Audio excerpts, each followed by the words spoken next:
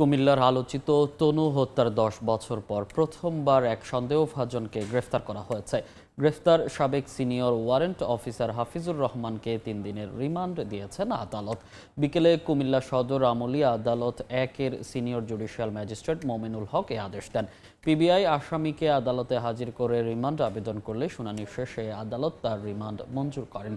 এর আগে তদন্ত কর্মকর্তা তারিকুল ইসলাম হাফিজুর রহমানকে তার বাসা থেকে গ্রেফতার করেন।